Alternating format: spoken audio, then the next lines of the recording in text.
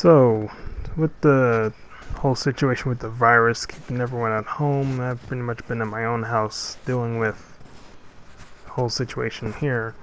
We're basically renovating the kitchen, so we've been removing all the floor tiles. We also had this whole wall getting replaced, as well as the pipes there. Even all the floor tiles, we got all broken up and put in bags. Probably like 11 bags in total just for all the tiles that we took out. So we're having these set up throughout the kitchen floor, and you also have the new wall set in. Yeah, it turned out she actually wanted to do this for a long time, to like redo the whole kitchen. So, I got the walls finished. And this old thing is giving me all kinds of trouble, so I'm gonna have to find some way to work around that. I could probably use the video editing software on my PlayStation 4 to still work on my video projects. It's pretty faithful. It has the same layout as the NES version. It had the little added visual details that you would see in the arcade version. There's also cutscenes that were exclusive to their version. It actually kind of explains the plot and such as to like what the heck's going on. To parry a soldier and tactics and skill and all that. How this meteorite fell to an archipelago near New Zealand, as well as moves that were never incorporated into the series proper that they did plan for that I saw in some of their concept art, such as being able to slide. As well as some moves from the prequel game Hardcore Uprising, where you have moves like a dash and being able to deflect bullets if you time your button press just right. I think it really kind of rounds out the move set. So I guess that's pretty much it in terms of like explaining things. I'm normally working on making these videos or playing something, and I figured that for this week I'd try to cover stuff that the rest of my family's been doing.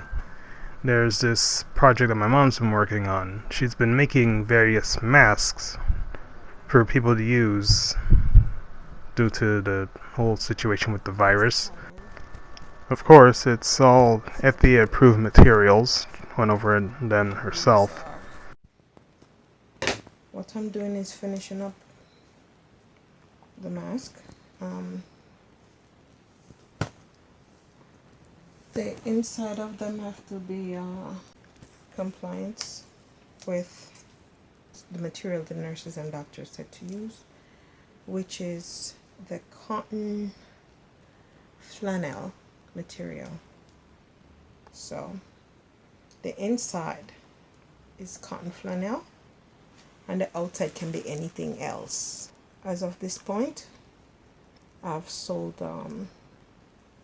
a few to nurses at the hospital. So, and then I have other people ordering as well. But I kind of plan on also donating a few as well. The elastic,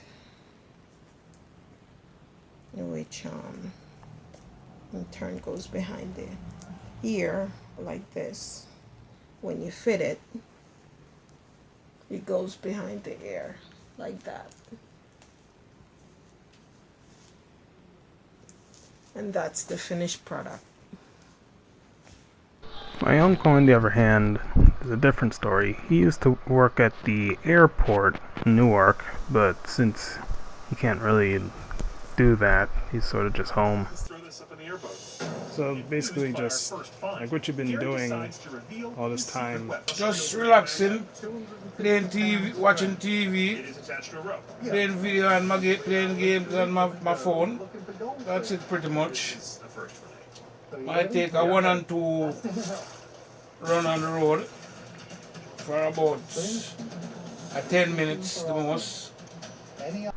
Now, as for my younger brother Richard, he didn't want to be interviewed, so I don't have any footage of him. He normally comes home from working at like a paint mixing place, so he normally brings home a lot of paint. He's kind of busy with his own classes though, so I try not to bother him too much. Now who I can talk to though is the dog that he named himself. And that'd be Sif. I personally like to call him Sif Dog to make the distinction, since my brother, being a fan of Dark Souls, decided to name him after a giant wolf with a sword in its mouth that tried to kill him.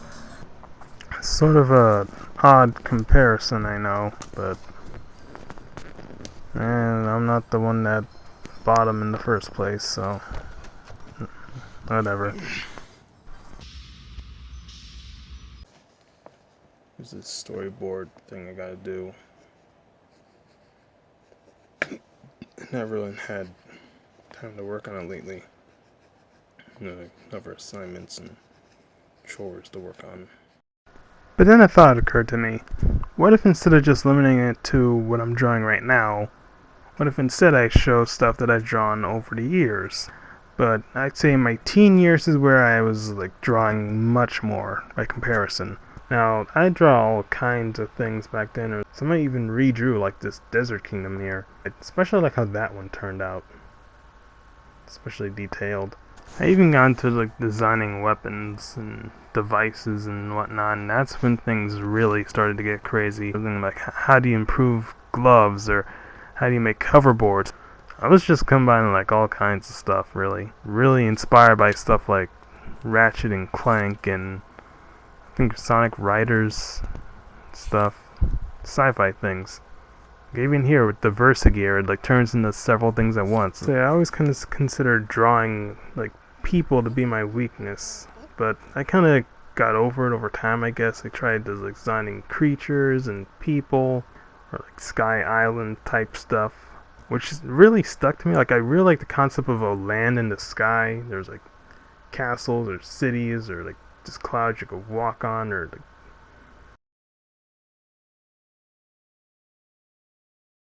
even tried expanding to like making a whole game, and I had like a map planned out and everything. Like airships, like you see in like Final Fantasy or something, but like with a more sci-fi-ish type tint to it. So it's like less propellers, more anti-gravity devices on the underside. And that brings me to Ether Overdrive. In order to work on it more, I've kind of been incorporating my class assignments into furthering the development of the concept.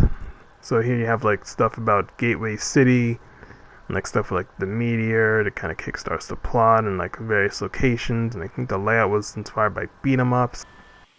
And that kind of goes back full circle into the graphic design stuff that I've been doing, because that's how I've been trying to think about how to redesign the logo, make a shorter version of it instead of having like the whole title there.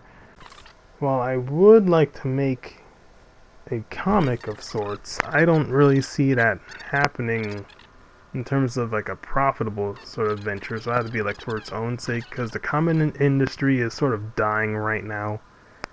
And here you can see my progress on the storyboard assignment so far. I'm used to just drawing by hand.